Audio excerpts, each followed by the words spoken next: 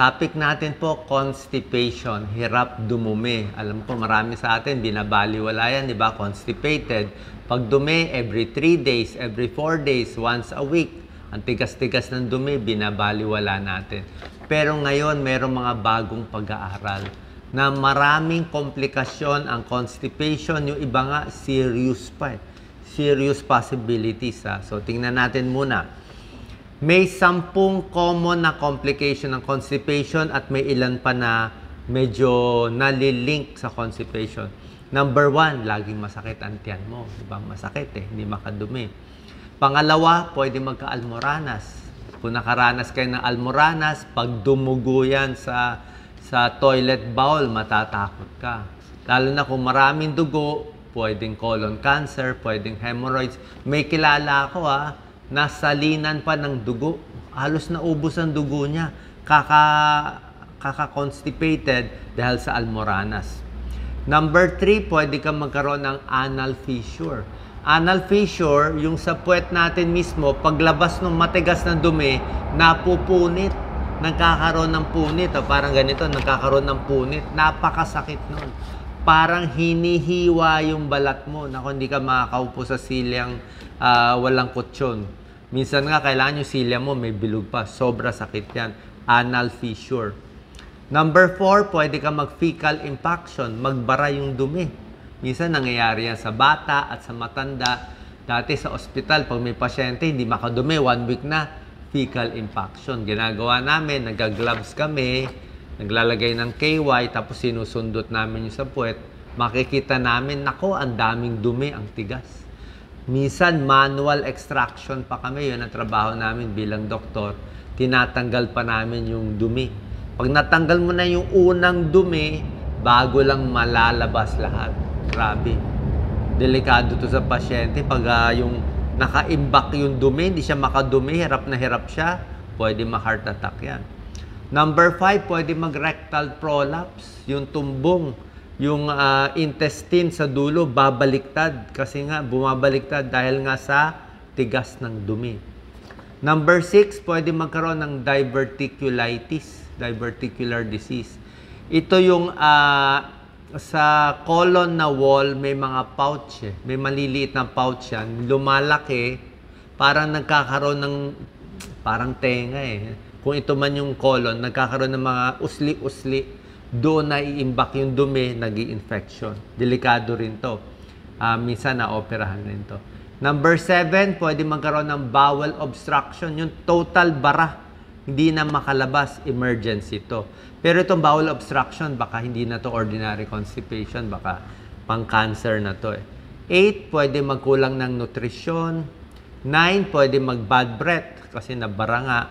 At minsan, number 10, may mental health problem, pati quality of life, nalulungkot dahil lagi na siyang nervyos, lagi siyang constipated. Bukod sa 10 bad effects ng constipation na magbibigay tayo ng tips mamaya, kaya panoorin nyo hanggang dulo yung video para makuha nyo yung mga home remedies natin. Meron pang 4 na kondisyon na mukhang connected din sa chronic constipation. Itong 4 na to, hindi pa to 100% proven, pero mukhang malaki possibility. Number 1, heart disease, heart attack.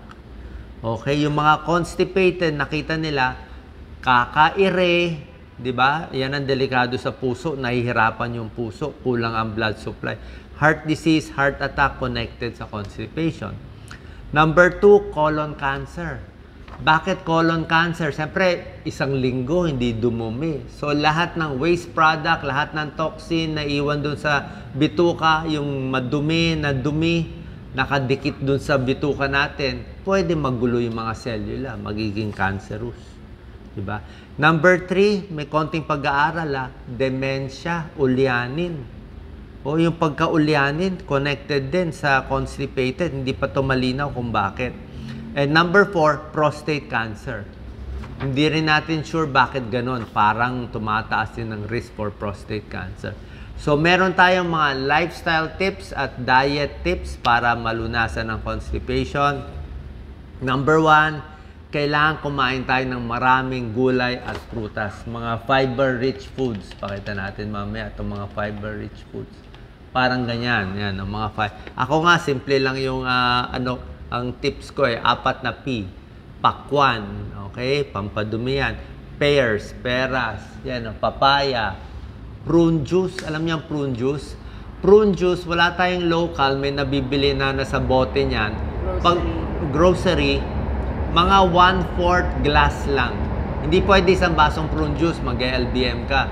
Kahit kalating baso, mga 1/4 glass lang ng prune juice. Pag walang laman ng tiyan, mas malakas epekto. Pero kung may laman ng tiyan, siguro 1/4 glass everyday, lalambot ang dumi mo. Natural yan na pampadumi. Apple, carrot. Apple, pwede rin. Apple, carrot, tapos sari-saring gulay. Kangkong, talbos, ampalaya. Favorite ko, okra. Maganda ang okra sa constipation. Bakit? Di ba yung okra merong parang malapot doon sa loob? Di ba? May malapot doon sa loob ng okra eh. Mucilage tawag nun. Yung iba nandidiri eh. Pero yung malapot na yun na mucilage, maganda yun sa pagdumi. Para yung dumi mo, mako-coat siya, magkakaroon siya ng coating. So, pag dumi mo, mas maganda. So, sari-saring gulay, napakahalaga. Pwede rin a little brown rice, wheat bread, kasi more fiber, mas nakakadumi. Ang tip ko lang, pag kumakain kayo bigla ng maraming gulay, di ba, hindi kayo dati sanay, pag dinamihan yung gulay nyo, kailangan sasabayan ng maraming tubig. At least 8 glasses to 10 glasses of water or fluid in a day. Ito talaga, hindi pwede yung 3 basong tubig lang sa araw, lalo na kung high fiber ka. Pag high fiber, kailangan maraming tubig iinumin. Kasi imagine nyo, ang daming fiber, hindi ka inom ng tubig, lalo siya maiimbak sa bituka nyo. Lalo ka mako-constipate. Kumbaga sa kubeta, pag marami ka nilagay, kailangan maraming tubig, i-flush mo ng i-flush yung kubeta. Ganon din tayo. Marami kang fiber, para may bulk ang dumi, makalabas ng maganda, para ma-push. Ano pang push? Fiber at tubig. Tubig at fiber naghalo, magiging maganda yung consistency, malambot yung dumi, malalabas mo yan. No? Pakita natin. May picture ako dito ng dumi. Yan, no? Ito yung normal na dumi. Ito yung LBM. Ito yung sobra tigas, constipated. Bawal to. So, pag marami kang fiber at maraming tubig, lalambot. Ito, matubig ang dumi. Yan ang gusto natin. Okay? Regular meals lang dapat. Huwag yung konti kinain sa umaga, tapos sa gabi marami. Mas regular, mas maganda. Processed foods, fast food, donut, mga matatamis, hindi po maganda, lalong titigas ang dumi. Physical exercise, jogging, lakad-lakad. Lalo na sa may edad, bakit constipated na may edad? Hindi na naglalakad. So, minsan, ginagawa ko sa umaga, pwedeng lakad-lakad muna para makadumi sa umaga. Or yung iba, talon-talon. Iba nga, talon-talon pa eh. Tinatalon mo. Or yung iba, pag matanda, abdominal massage. Minamassage mo ang tiyan. Walang masama dyan. Huwag mo lang tutusukin. Basta galaw-galawin, alug-alugin mo lang yung tiyan para ma-stimulate yung paggalaw ng bituka para makadumi. Proven po yan. Yan naman talaga ang tinuturo ng mga doktor eh. So, yan ang mga home remedies natin. Tapos, pinakamaganda dumumi sa umaga. Kung kaya nyo, araw-araw sa umaga, pinakamaganda. Meron kasi tayong circadian rhythm eh, yung circadian rhythm. Pinakamaganda sa umaga, mas gumagalaw ang bituka after eating. Yun ang pinakamaganda. Toilet routine, pinakamaganda. Huwag iire. Okay? Dapat hayaan lang dumumi. Probiotics, pwede rin mga probiotic supplement, nakakalambot din konti, pero bibili pa kayo nito, mahal to eh.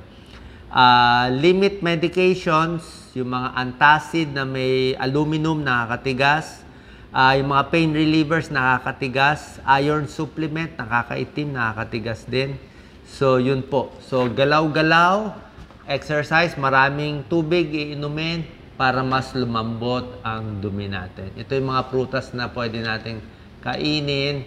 Lahat yan nakakatulong. Oatmeal din nakakatulong. Maraming tubig. Kita mo nga sa Amerika, 12 glasses pa nga eh. 3 liters eh. Tayo, mga 8 to 10 glasses lang pwede na. Paano? Pilipino kasi mas payat. Yan. Sana po nakatulong tong video para malunasan, huwag babaliwalain ang constipation. Kasi nakita nyo, marami siyang posibleng komplikasyon. Salamat po.